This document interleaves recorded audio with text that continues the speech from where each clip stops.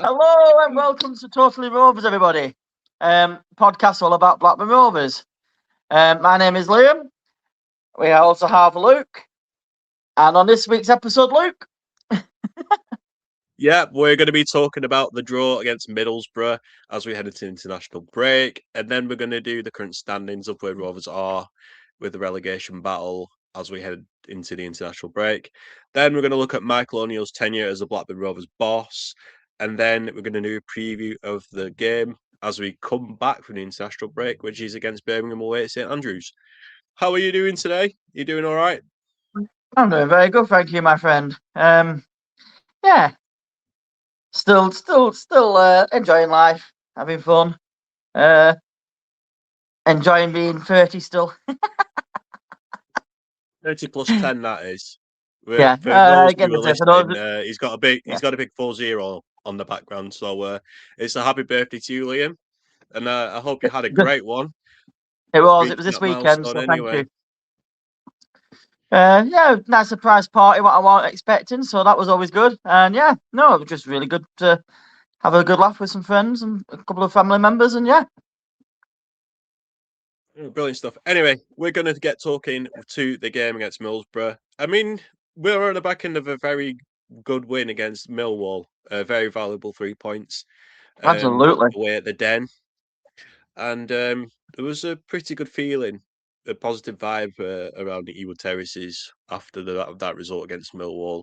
You know, promotion chasing side, and you know, getting a away result in the midst of a relegation battle, and then we're back at home against another promotion chasing side that is Middlesbrough. Absolutely. You're quite optimistic and believe that you could get something from it, which proved I to did. I be thought we could the get at least case a with a draw. 0-0 draw. Yeah, it did. What was your thoughts of the game against Middlesbrough? I'll be honest with you, I weren't sure what to expect from the game, so I thought the fact we got a good result last time out, I thought I'm hoping we could just do more of the same and take it to them.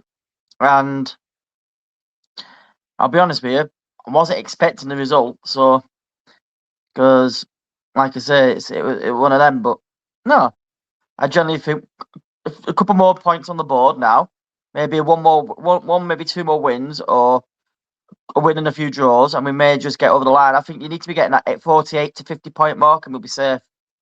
I know that's count your chickens and all that early. Anything can happen, but I think we're edging nearer and nearer and nearer now, which is good news. Yeah, with fewer games remaining and getting Yeah, points on the board, I think it is a very valuable point that we got from Middlesbrough. Not just a game in absolutely. isolation that we're a team fighting relegation and they're a team chasing promotion. It also helps that we didn't concede any goals as well. We managed to keep a clean Yeah. sheet, which helps with our goal Well, it's difference. nice to see.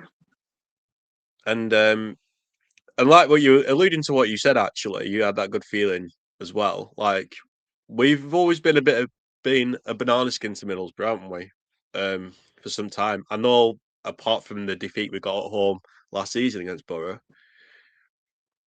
But I wasn't sure what to expect, to be honest. You know, they have been very good away from home They have. prior to the game against us. But I think what Rovers did really well against Borough was that we just frustrated them. We were Yeah. very stubborn, very resilient, very difficult to break down. There were bodies on the line with lots of low blocks because Middlesbrough didn't really play any crosses or any long balls when they No. played football. That style of play is not what Kim Hellberg tends to really play in Middlesbrough. And they dominated possession throughout the game. And it was like around 70% Borough having possession with the ball. They did, And but I Rovers felt with like about we pressed 30. them enough to make them not feel comfortable on possession at times. Despite Well, yes, they kept a lot of it, but I felt like they weren't able to develop it because we pressed them enough to stop them from being able to break through that often, and it just felt like it was yeah. like it's like you said, a dogged display. We frustrated them. It was nice. It was good to see. Yeah, I think the setup from Michael O'Neill looked like a very well drilled, very well organised setup. You Yeah, know, if you can't win the game, let's not lose it. yeah, That's the approach of exactly. it. And I think Don't let we them have played to our chances. no, and the fact that we were so resilient throughout and we were so dogged, and Middlesbrough were starting to run out of ideas and getting more frustrated as the games went on. As the And game what grew also on, I thought helped there was us, a chance we could nick something as well, to be honest with you.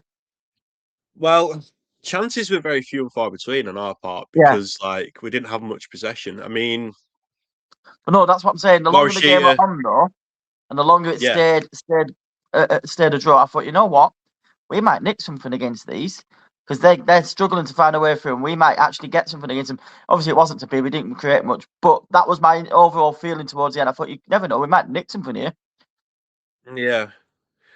I mean, before the game started, I would have took a point straight away. I would have gone, yeah, Oh yeah, I'll take that.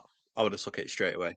I predicted a Um, point, so but yeah, you did, but we didn't say score, did we, against Borough? I didn't predict no, last week actually, but the chances we had really were few and far between. I mean, there was one chance for Morishita, which didn't really trouble Middlesbrough's goalkeeper, but there was one wasted opportunity, which I think was from Musa Bradji. Taylor Gordon yeah, Hitman played a really nice pass, long pass through the channels, and Bradji was yeah, just outside the box, and then he was just sort of dilly dallying on what to do with the ball, and then the Middlesbrough players all got round him, and then he messed up an opportunity for actually scoring a goal. He didn't make that quick decision. He no, wasn't thinking on his exactly. feet, which is quite frustrating to see because there is sort of a good play. You can see a good player there in Bradgie You can. with his technical ability and whatnot. But I just don't think he's up to speed in playing in the championship when it comes to the intensity. And I True, think that and has maybe the been the confidence isn't main. quite there still. I don't think it's a confidence thing. I think his confidence in his abilities. I just don't think he's up to speed and not quite up there with how intense the championship is. That's how I see it with Musa Baraji, and that's probably where the major source of frustration is. Like it looks like he has a skill but not the will, if that Yeah, makes sense. And when from what you see him on when you see him on the pitch, and that's what it looked like. But another play. I think we'll talk about like players that are improved under Michael O'Neill, but I think there's honourable mention goes to Sean McLaughlin. I mean, he was just an absolute warrior throughout the game with the clearances that he was making. You know, yeah. when Middlesbrough were on the attack, and Balish Toth, you know, 3 words for him. Safe pair of hands. No, it's 4 words. Sorry, I got that wrong. Um, Sorry, that was he did some crucial saves as well. You he know, did. He when did. Alan Brown had an attempt on goal, Luke Ayling, Matt Target, and Tommy Conway. You know, we he was very much a brick wall on goal as well. And I know he's on loan. I know he's on loan with us, so you can't really say he's a permanent player. But I like how Evan Cashin's looked since O'Neill's taken over. He just looks comfortable playing, and he looks like he's not afraid to just get stuck in, and you can feel like you can rely on him to do the job. Yeah, I don't think it's just cashing though. I think they've Oh no, all no. done their bit as well against Oh yeah, no. Middlesbrough. I'm But not debating that. I'm saying I like the look of Cashin more under O'Neill. I must admit. McLaughlin looks good under O'Neill. Morishita, I mean, we saw the talent he had before O'Neill came in, but he looks a player reborn under O'Neill. It's yeah, it's refreshing to see. He looks happy. He looks mm, like he's enjoying himself. He looks willing to like try things and have a go at things, which is good. yeah. I don't think it was because of how the nature of the game panned out against Middlesbrough. Yeah, But yeah, we will talk about the players that like who have done well under Michael O'Neill's tenure, like later on. yeah, But Jorgensen was kept quiet. Well, he had a quiet game. I wouldn't say he was kept quiet. I think it was more to the fact that we were on the defensive side of things playing the yeah. ball, and it didn't. And Middlesbrough dominated possession, So he so didn't really get ball there through him was very much. there was very little to no service from Jorgensen, but he did what he needs to do in terms of like being there and helping out the players behind him. So I think Rovers did what they needed to do against Middlesbrough.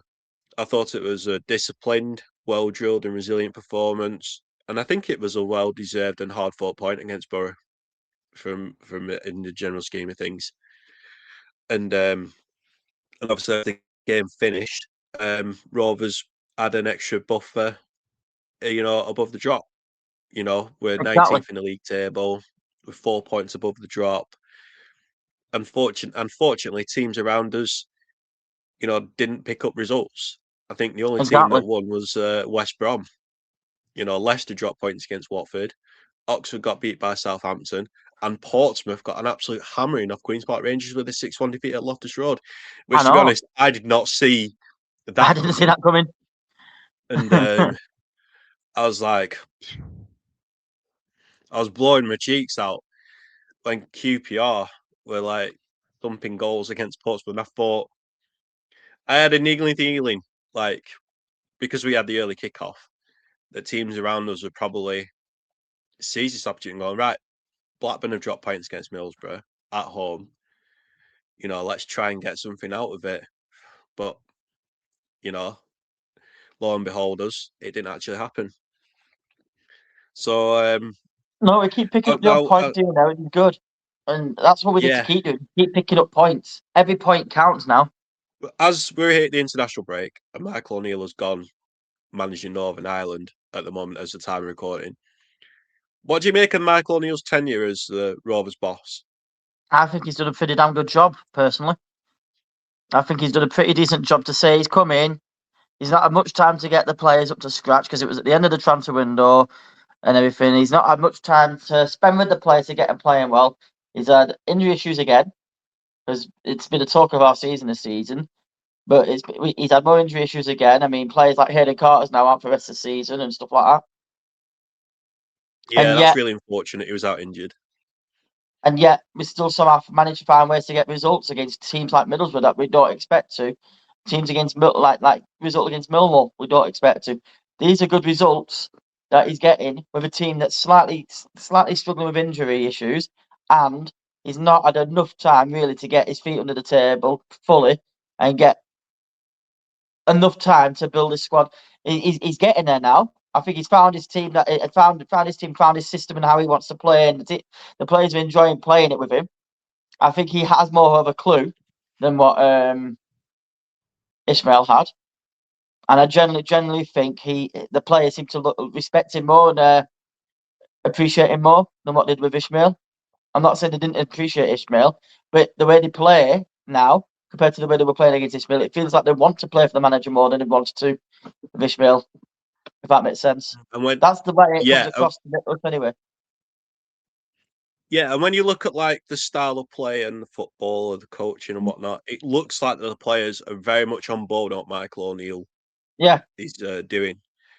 I think I don't know if I'm trying to look. I don't know if I'm reading too much into this, but I felt that Valerian Ishmael was trying to be too technical with the players, whereas Michael O'Neill has sort of gone back to basics with the style of play and no nonsense, back to basics football, which is basically what you need in terms of getting results.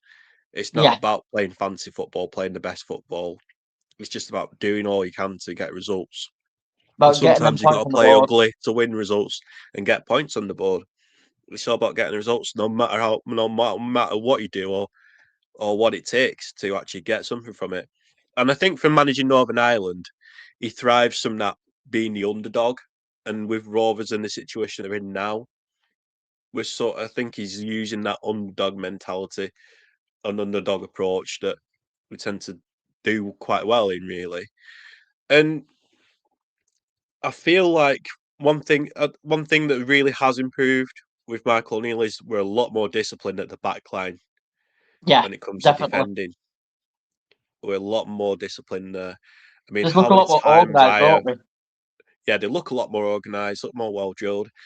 The amount of times I've probably said when we had Ishmael in charge was on how exposed we were at the back and Hmm. how many soft goals we conceded and how many cheap goals we Just think conceded. how many And it goals ended we up, would have conceded if if had this guy in sooner.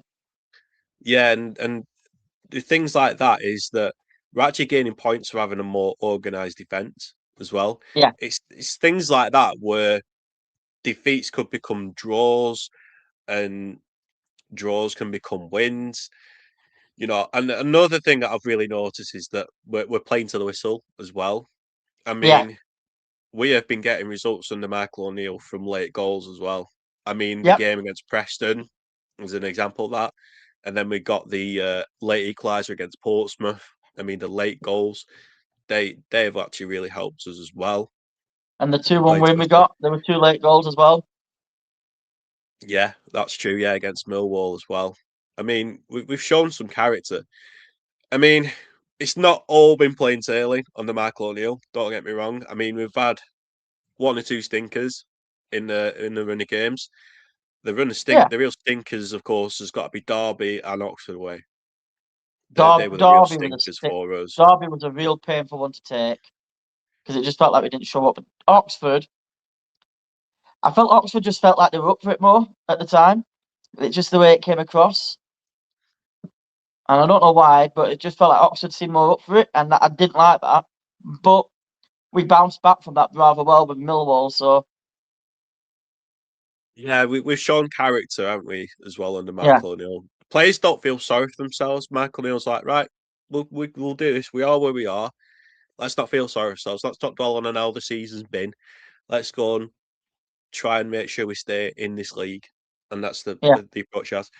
And I think what I've also noticed with Michael O'Neill is I think he looks like more of a manager. He strikes me as a manager that is a people person yeah, compared to Ishmael. He's the sort of player that will look to improve players, give an arm round the shoulder, pat on the back that they need to. But if the ones that mm, respond better to getting a kick up the backside, then so be it. I think he's that sort of manager who knows and understands people, knows what makes them tick, and tries to get a fine tune out of the players that we've got available. yeah, Like we said, he's done really well with the squad that we've got at the moment with the injury crisis. I mean, we have lost some key players since Mark O'Neill's took over. absolutely. We've lost Lewis Tronstad, Miller, Sandra Tronstad, we've lost Hayden Carter, Andrew Good Johnson. There's some key players that we've lost there as well. absolutely, But he has improved some players as well. Since he took over, totally. there are some players that look to be improving. Since he took over. I mean, Taylor Garner-Hickman, I think, is improving. I mean, I know he has his critics, and I know he's not technically one of the greatest footballers you could say, but he works hard. He gives it his all. He's gained more composure on the ball. He's better at picking out them passes, as well as having that work rate and energy that he's always had. There are some improvements there with Taylor Garner-Hickman. And another I've player never that I been a think has major improved. critic of Hickman. I tell you the one I'm a critic of, and I still don't think he's quite there. And I don't know if O'Neill will be able to change him or not. The one I think needs to improve a lot more is Deneve. I like the fact that O'Neill's given him a couple of opportunities. He hasn't quite said, and he's put Ribeiro in there or whoever. He's gone with somebody else instead when he's realised that they're not performing. When Deneve's not performing, I like the fact he's gone with something different rather than just keep sticking Deneve in there hoping that it'll come good, which is what Ishmael did a lot. Yeah, that beggars belief, that done it as well with Yeah, how we still stuck with Deneve, despite the fact that we had the likes of Ribeiro and Harry Pickering, who were yeah. not only showed more quality as a player, Seemed to show they had more that more championship, desire. they have that experience as well. And that's he has given a chance. And I don't think Deneve's improved, but at all. And No, I don't think Sidney Tavares is convincing either in that midfield. When you're given the injury situation, you think, right, there's an opportunity here. Let's grab it with both hands. And I don't think that Tavares or Deneve have done that. I don't see any signs of improvement from either players, to be honest. Another player that I think has improved is Sean McLaughlin. He has been a little bit erratic when it comes to defending. He has been a bit hit and miss some games, and he makes some pretty rash challenges. He's quite liable for that at times, and yeah. he has done some schoolboy errors that has conceded as goals. For example, like he'd being more reactive rather than proactive, but he's looking at being more proactive. I mean, his best game for McLaughlin, I think, in my opinion, has got to be the game against Middlesbrough so far this season. Yeah, no, But To I his would agree credit, with you. McLaughlin, to his credit, he has stayed fit throughout. He's been available throughout. That's something to give him credit for as well. And obviously, I think the player who he has also players he's also got fine tunes out of is Ryo Morishita. I mean, he has been the bright spark in our midfield Yeah, as well, absolutely. going forward and on the counter attack and pressing forward and creating them chances.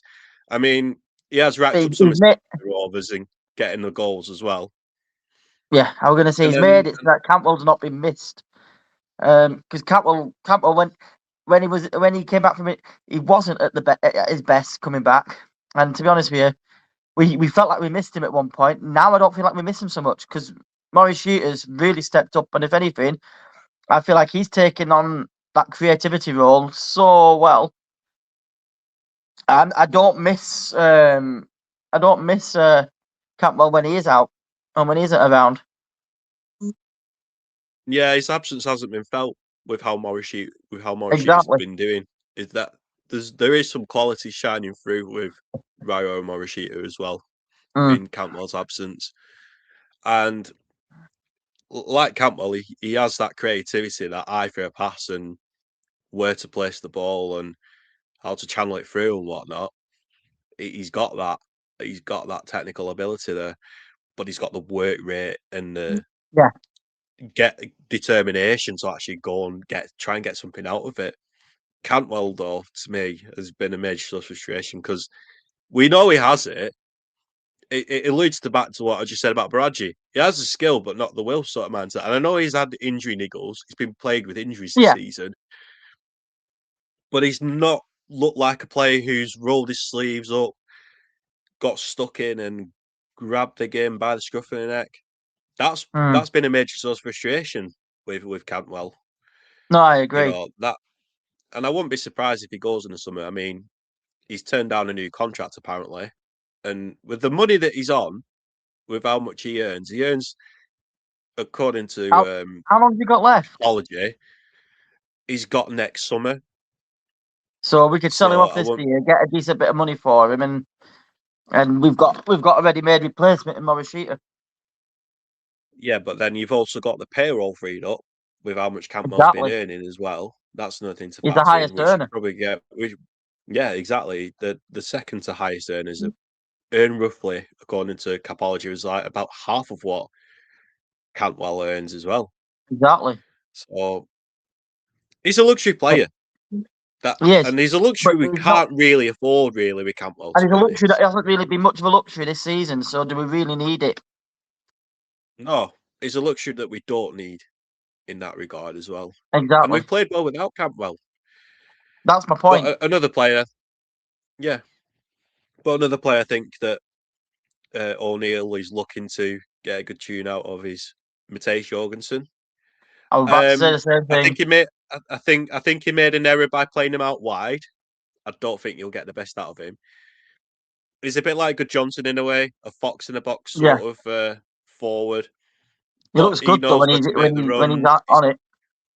Yeah, he's a great finisher. He knows where to be. He know it when it comes to scoring goals. He just has that instinct, that natural instinct for goals. And not to sound harsh or disrespectful to Ojiki or Hashi, but he should be the main man as the forward. And in defence of Ohashi, he has been Mhm. playing well under O'Neill. He's been working his socks off and doing what he needs to do with that energy and that work rate. And I think he's good at pressing on to put defences on edge as well when playing. It's hard to see a way that you can fit both of them with the way O'Neill plays his system. It's hard to see a way where you can play both Jorgensen and Ohashi and Morishita in their role at the same time at times. Because Morishita's best position, I think, is as that creative midfielder behind the strikers, like that, attacking midfielder position. And yet Ohashi, I don't think he's a number 9. I think he's more of a 10, like that player that dogged player that up front you lay the ball to, he then feeds off the striker, or he's the one who'll scrap and chase down, cause a mistake, play it through to the striker buries it. He's that sort of player, Hashi. don't get me wrong, I love having a Hashi. He's the perfect player to bring on when the opposition team are tired and you need someone to run at them, press at them, make a mistake, get the ball, boom, have a chance of getting a goal. He's that sort of player for me. And it worked so well like when we played against Preston. That was one Yeah, game that stuck out for me with Hashi as that yeah, impact player. absolutely. And then inevitably he got the goal as well, which Yeah. was really good to see. He And can finish. He's just not as strong a finisher as Good Johnson and Jorgensen, in my opinion. They're better finishers, whereas he's a cracking player as a Hashi. I'm not dogging him at all. He no, works his socks off and he's dogged. He pressures them defenders, terrorizes them. He's like I've called him throughout the season, a little terrier. He is. He's like a little terrier, but he's more of he is the a guy you little want. terrier. He's more the guy you want setting up the striker, doing the hard work, setting up the striker does the finishing. He's that sort of player for me. And it's just finding a system that can fit him in, Yeah. I suppose. And yeah, I think Rovers work best with two up front with this Yeah, attacking. I think him and Jorgensen can work two up front. I just think he needs to play a bit behind him. yeah, And absolutely but if behind the striker. Yeah, Jorgensen is like the sole forward, he needs to have like two behind him as the attacking options. I think Morishita and Ohashi be just behind Jorgensen. I think could work yeah. quite well actually on that one and as well. But one player I thought is sort of overwhelmed me a little bit.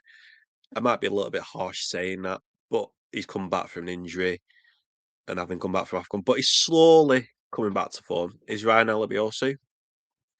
I thought he's been a little bit annoying. I think it might be the setup from O'Neill where you got to be hold yourself back a little bit in terms of going forward, so you don't not so the I've seen defense some is good not too games from him though exposed at since the he's been back. back.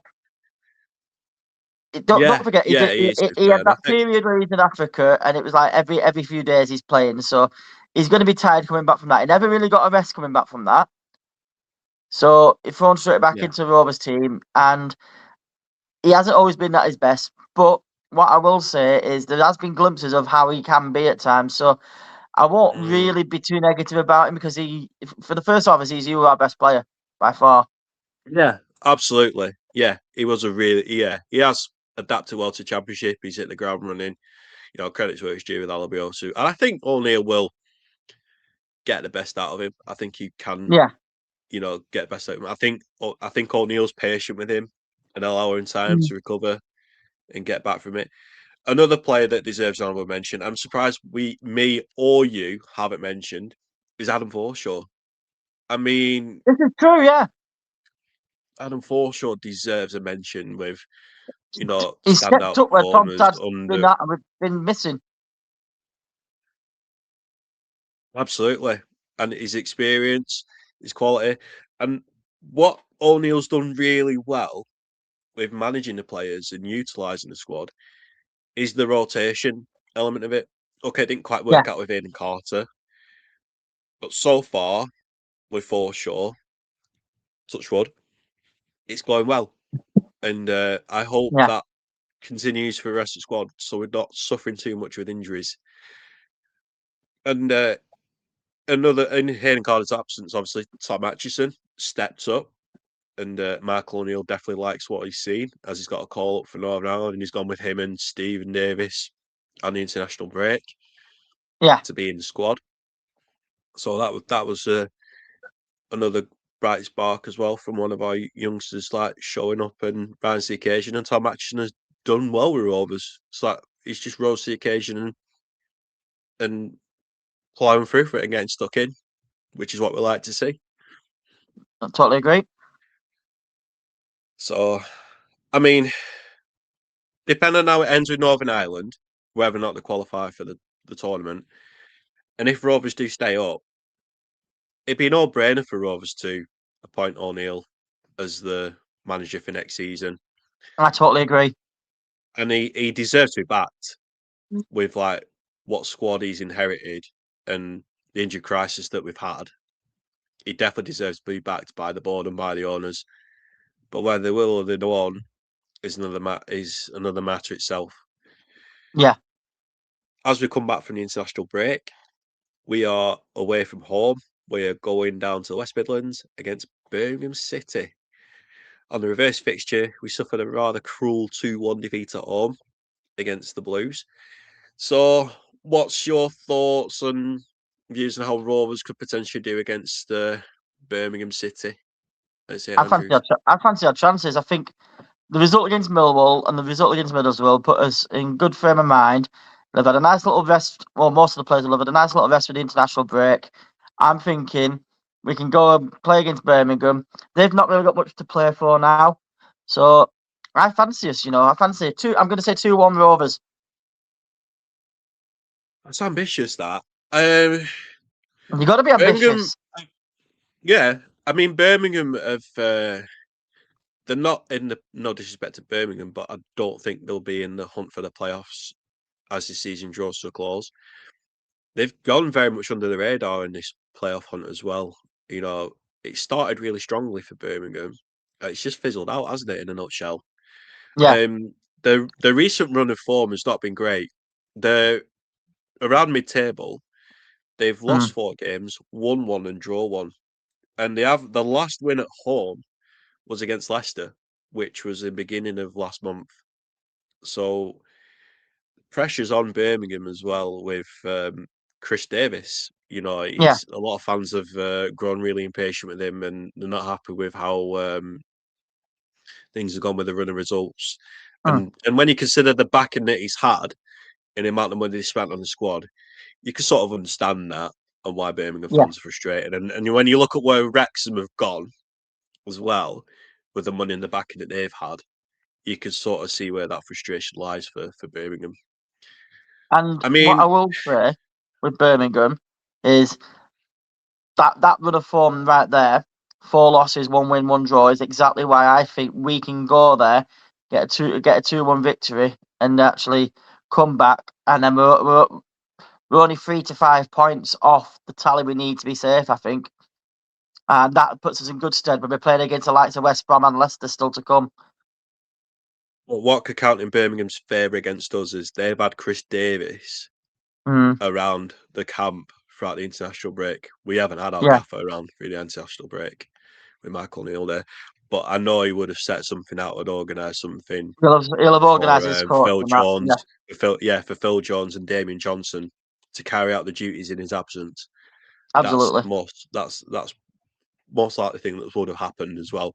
Because I don't think they would have been having a complete rest period and going, all right, boss is away, we can just slack off and do willy-nilly. I don't think that'll be the case.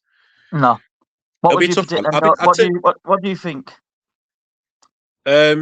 Birmingham, it'd be a very low scoring game, to be honest. I mean, Fair enough. I could see a 0-0 draw at St Andrews. Okay. They're not high scoring Okay. side. We're much I more mean, defensive. I'll take We're a much more draw solid at in defence. Birmingham. I'll But I take a mean, draw we at could Birmingham. sneak I'm a still win. going to stick with my optimistic outlook, but I'd take a draw at Birmingham. Yeah, I think 0-0 will be a prediction of mine. I don't know what your prediction is. 2-1. So 2-1. You said 2-1. Yeah. But they won 2-1 at our part, didn't they? Now we're trying 2-1 Yeah. at theirs. Exactly. So I think revenge is a dish best served cold. yeah. What are your thoughts on how Rovers could do against Birmingham? What are your predictions? Let us know in the comment section. So before we go, we asked on the community tab on what you thought of Michael O'Neill's tenure. So we're going to read out the comments. So we've got a few comments. So thank you to those who have read it and commented on it. So here are a few comments on Michael O'Neill's tenure. Let's read a few out. James2651 said, better than his predecessor, who based his record, should never have been appointed, meaning Ishmael. I'd like to give him another season and see him drop 3 at the back. Bods, our regular listener and viewer, said, very happy Hello, boys. Bods. Welcome back. Yeah, we'd love to keep him next season. Jimund Aiken said, I like him. I think he's an inspiration for us. He talks okay in a way that gives me belief and trust. And then Zia Rigidi, I don't know how to read that. 5,000 says, need alert. The points to game ratio was okay, but we're still on edge. The coach gets a 6 out of 10. And then last one is Matthew Shaw 530. Says doing as well as he can with very limited resources. So thank you for your views and comments. So that wraps up everything with Blackburn Rovers on this international break. So, But what I will say there, I don't know if you noticed that, but from all them comments there, and thank you for like we said, thank you for getting in touch. Most if not all of them comments all were reasonably positive. They're all feeling the same way. There's a bit of belief in the fans with Michael O'Neill in charge. There's a bit more belief and a bit more hope, and we can see that he's doing a much better job than Ishmael. And there's that hope that we might actually now survive and maybe progress for next season under Michael O'Neill if we give him a chance. So, no, I'm in agreement. I'm in agreement with the people in the comments there. I think he's done a very good job, and I think we should give him another chance next season. Yeah, definitely. I think we'd all take O'Neill as our next gaffer. Yeah, providing Rovers stay up. And if I don't know what happens in Northern Ireland, I mean, we're still at a crossroads at the moment as we speak, aren't we? Well, Michael O'Neill definitely is, where it regards managing Northern Ireland and managing Rovers. So, once again, thank you for your views and for your comments. It's much appreciated. So that wraps up everything with Blackburn Rovers. So on a future episode, we're going to be talking more in depth of the relegation battle. I think that'd be one to look into, won't it? Like who we got on our remaining fixtures and the teams around us with our relegation dogfight. I think that'd be a really good one to get our teeth into. So thank you once again, Liam. Thank you very much, pal. It's been a pleasure.